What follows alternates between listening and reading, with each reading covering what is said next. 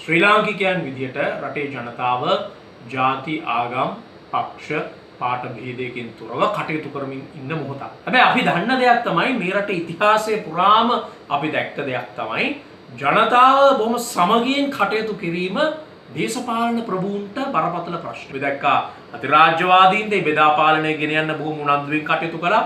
ඒ වගේම නිදහසෙන් පස්සෙත් අපි දැක්ක මේ දේශපාලන ප්‍රභූන් මේ ಜಾති ભેදය ආගම් ભેදය අවසන් බොහොම වමනාවෙන් කටයුතු කළා.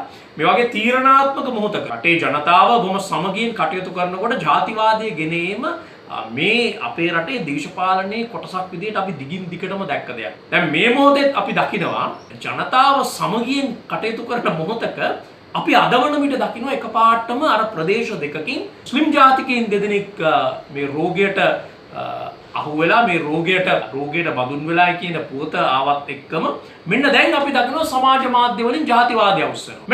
මෙන්න අපි දකිනවා මේ ජාතිවාදී අර පරණ පුරුදු ණය මෙන්න පෙනේ පුප්පගෙන එනවා. දැන් මේක මේ රටේ දේශපාලනයේ තිබෙන රෝගයක්. අපි පහුගිය කාලෙත් බොහොම තදින් දැක්කා මේ අද ප්‍රධාන දේශපාලන ප්‍රභූන් බවට පත් වෙලා ඉන්න අය බොහොම තීරණාත්මක මොහොතකදී ඒ ජනතාව බෙදන්න තමන්ගේ දේශපාලන වමනාව සඳහා දේශපාලන න්‍යාය පත්‍රයන් සඳහා ජාතිවාදය අවස්සන ආකාරය. අපිට දැනුත් ඔන්න එකපාරටම මේ රටම ගිනි අරන් තියෙන වෙලේ රැවුල ගිනි අරන් තියෙද්දි සුරුට්ටු පත්තු කරන්න හදන්නේ කවුද කියන එකයි ප්‍රශ්නේ. මොකද දැන් අපිට පේනවා මෙන්න මේ රජය දැන් සෞඛ්‍ය බලධාරීන් කියනවා මේ ලෙඩුන් මේ රෝගීන් දෙදෙනා හම්බුණාට පස්සේ අපිට ඇහෙනවා කියනවා සෞඛ්‍ය බලධාරීන් කියනවා මේ ඉන්දියාවේ ඉඳලා 19 වෙනිදා ඉන්දියාවෙන් පැමිණි ඒ මගීන් කරුණා කරලා නිරෝධායන කාර්යයන්ට එකතු වෙන්න නැත්නම් ඒ අය පිළිබඳව දැනුවත් කරන්න කියන එක.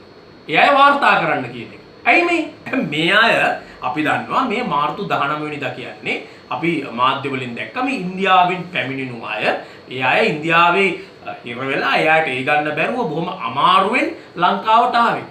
එතකොට මේ වන විට ලංකාවේ මේ ගැටලුව සම්බන්ධයෙන් බොහොම බරපතල විමර්ශනයන් සිදු කරමින් තිබුණේ. මේ රෝගය පිළිබඳ බොහොම බරපතල විදියට අවධානය යොමු කරමින් තිබුණු මොහොතක්. ඇඳිරි නීතිය පනවලා යම් කිසි විදිහට ලොක්ඩවුන් සිස්ටම් එකකට යමින් තිබුණේ. එතකොට එවැනි තත්වයක් යටතේ ඒ අයව කවුද නිරෝධායනය නොකර යවුවේ? කියන ප්‍රශ්නේ ඒකයි. දැන් ලාහෙට ගෙම්බුවා හිදිනවා වගේ සෞඛ්‍ය බලධාරීන් කියනවා කරුණා කරලා මේ ඉන්දියාවෙන් 19 වෙනිදා ආපු අය මේ පිටවුණු අය කරුණා කරලා නැවත වාර්තා කරන්න කියලා. මොකද්ද මේ කතාව? මේ හතර බීරි කතාවන්නේ. දැන් මේ මිනිස්සුන්ට යන්න ඉඩ නිරෝධායනය නොකර අනිත් අය හෝ නිරෝධායනය කෙරුවා නම් ඇයි මේ පිරිස නිරෝධායනය නෙකරුවේ? ඒක ආණ්ඩුවේ බරපතල වරදක්. මේ හිතාමතා කරපු දෙයක්ද කියන සැකේ අපිට පේනවා දැන් මේ ජාතිවාදී අවිස්සීගෙන එනකොට. ඉතින් අපිට තියෙන බරපතල සැකයක් තමයි දැන් මේ මූණ දෙමින් තිබෙන තත්වයටදී තමන්ට තිබෙන නොහැකියාව වහගන්න තමන්ට තිබෙන අකාර්යක්ෂමතාවය තමන්ගේ තිබෙන අකාර්යක්ෂමතාවය වහගන්න ජාතිවාදය අවුස්සීමට අවිස්සීමට ඉඩ හැරියාද කියන ප්‍රශ්නේ තියෙනවා. ඇයි එහෙනම් ඒව නිරෝධායනය නොකරු? මොකද අපි දන්නවා ඒ අය ආවේ ලංකාවේ ගුවන් තොටුපළට. ඒ කවුරුත් ඒ අයව කවුරුත් ප්ලේන් එකේ ගිහිල්ලා තමන්ගේ ගෙවල් වලින් බැස්සුවේ නෑනේ. ඒ අය ආවේ ලංකාවේ ගුවන් තොටුපළට. ආවනම් ඇයි නිරෝධායනය නොකරුවේ? චේතනාත්මකව මගහැරපු දෙයක්ද? කියන බරපතල ප්‍රශ්නයක් තියෙනවා. මොකද දැන් තමයි සෞඛ්‍ය බලධාරීන් මේ කීප දෙනා හම්බුණා මේ දෙන්න හම්බුණාම මෙන්න දැන් සෞඛ්‍ය බලධාරීන් කියනවා කරුණාකර මාර්තු 19 වෙනිදා ඉන්දියාවෙන් පැමිණුණු අය කරුණාකර වාර්තා කරන්න. නිසා මේක බරපතල ප්‍රශ්නයක්. මේ සූදානම් වෙන්නේ නැවත වටේකින් ජාතිවාදය අවුස්සන්නද? මේ බරපතල ප්‍රශ්නයක්. මේ රට ගිනි අරන් තිබෙන මොහොතේ නැවත සූදානම් වෙන්නේ ජාතිවාදය අවුස්සන්නද කියන බරපතල ප්‍රශ්නේ තියෙනවා. ඒ වගේම අපි දකිනවා මොකද මේ අය දේශපාලනයක් අත්හැරලා නැහැ.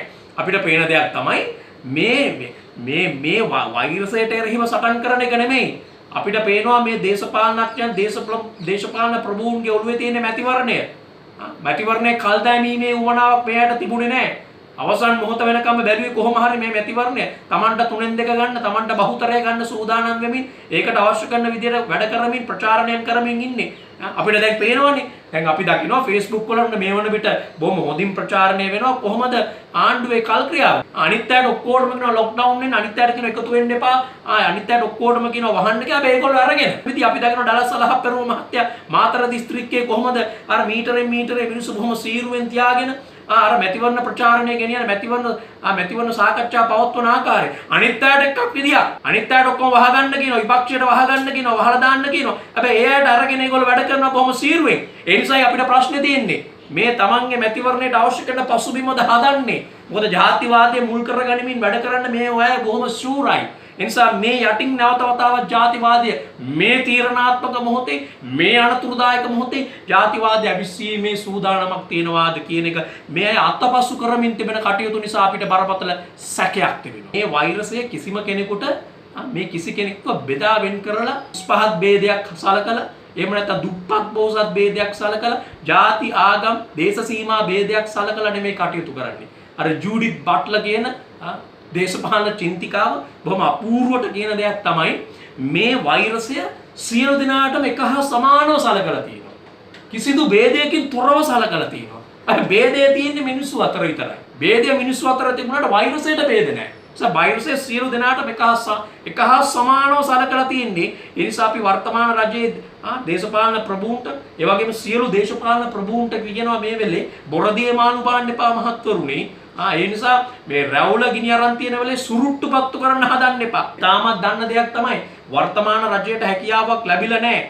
සමාජයේ ආන්තික ජන කොටස් අපි දෙකින් දෙකටම කිව්වා මෙලදී ගැනීමට හැකියාවක් නැති ලක්ෂ 40කට ආසන්න පිරිසක් බොහොම දුෂ්කර ජීවිතයක් ගත කරමින් ඉන්නේ. tamunගේ රැකියාව අහිමි වෙලා යයට. තමන් කරපු සුළු සුළු දෛනික රැකියාව අහිමි වෙලා බරපතල දුෂ්කරතාවයන්ගෙන් ඉන්නේ. හැබැයි ආණ්ඩුවේ මාධ්‍ය වලින් අපි දකින්නේ මාධ්‍ය හරම තියෙනවා. මාධ්‍ය සංදර්ශන තියලා කියන අපි වෙළඳපොළ භාණ්ඩ සියලු දෙනාටම අපි බෙදා හරිනවා. සියලු දෙනාටම මිලදී ගැනීමට හැකියාවක් තියෙනවා. දැන් භාණ්ඩ මළු යවන ඔක්කොම තියෙනවා. වෙළඳපොළ ඩොමනා විදිහට වැඩ කරනවා. ඒ නිසා අපි ආණ්ඩුවට කියන්නේ ආණ්ඩුව අවශ්‍ය නැහැ වෙළඳපොළ මෙහෙවන්න.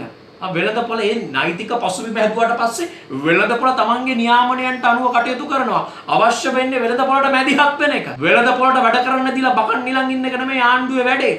ආණ්ඩුවේ වැඩේ තමයි වෙළඳපොළට මැදිහත් වෙන එක. වෙළඳපොළට මැදිහත් වෙලා මේ මිලදී ගැනීමට හැකියාවක් නැති මේ සමාජයේ පහළම සමාජ පන්තින් වලට සාධාරණයක් ඉටු කරන එක තමයි ආණ්ඩුවේ වගකීම. හැබැයි ආණ්ඩුවෙන් එහෙම වගකීමක් අපිට පේන්නේ නැහැ. ආණ්ඩුවේ වගකීම ඉටු කරන්නේ නැති බව පේන්න තියෙනවා. ආණ්ඩුව කරන්නේ වෙළඳපොළට ඉඳ දිහා බලන් ඉන්න එක. ඒ නව ලිබරල් වැඩේ. විකුණනවා ගන්න පුළුවන් එක ගනි. ඒක ගන්න පුළුවන් එක ගන්නවා අනිත් ඒවා හූල්ලනවා. මේ වෙලා තියෙන්නේ ඒකයි. බඩු මලු සල්ලි දීලා ගන්න පුළුවන් මිනිස්සු සල්ලි දෙනවා. සල්ලි දීලා ගන්නවා. සල්ලි දීලා ගන්න බැරි. එදා වේල හම්බ කරගන්න එදා වේල නැති වෙච්ච මිනිස්සු, දෛනික වැටුපෙන් ජීවත් වෙච්ච මිනිස්සු, රැකියා අහිමි වුණු මිනිස්සු. ඒතකොට වතුකරේ ජනතාව. වතුකරේ එදා වේල දවසේ පඩියට වැඩ කරපු මිනිස්සු හූල්ලමින් ඉන්නේ. එයාගේ දරුවෝ බඩගින්න ඉන්නේ. එවැනි තත්ත්වයක් ඇති වෙලා තියෙන්නේ. ආණ්ඩුවක් අවශ්‍ය කරන්නේ අර ඇඩම් ස්මිත් කිව්වා වගේ ආණ්ඩුවක් අවශ්‍ය නැහැ වෙළඳපොළ මෙහෙවන්න. වෙළඳපොළ Tamanට අවශ්‍ය කරන විදිහට Tamanගේම නියාමනයකට අනුව Tamanගේම ක්‍රමවේදයකට අනුව වෙළඳපොළ ක්‍රියාත්මක වෙනවා. ඒ නිසා ඒකට ආණ්ඩුව මැදිහත් වෙන්න ඕනේ නැහැ. ආණ්ඩුව මැදිහත් වෙන්න ඕනේ ජනතාව වෙනුවෙන්. සමාජයේ පහළම තීරු වලට සාධාරණත්වයක් ඉටු කරන ආණ්ඩුව මැදිහත් වෙන්න ඕනේ. ආණ්ඩුව අසමර්ථ වෙනකොට අපිට පේනවා මෙන්න හීන් නූලෙන් ජාතිවාද ඉස්සරහට ගේනවා. එතකොට මෙන්න සියලු දේ ඉවරයි. සියලු දුක් යන විරියට වෙනවා. සියලු ප්‍රතිවිරෝධයන් යට වෙනවා. සියලු විවේචනයන් යට වෙනවා. අපිට තියෙන බරපතල සැකය මේ සූදානම් වෙන්නේ නැවත වතාවක් රටම ගිනි අරන් තියෙද්දි තමන්ගේ පටු දේශපාලන න්‍යාය පත්‍රයන් ක්‍රියාත්මක කරන්නද කියන බරපතල සැකය මේ රටේ පුරවැසියන් විදිහට අපිට තියෙනවා.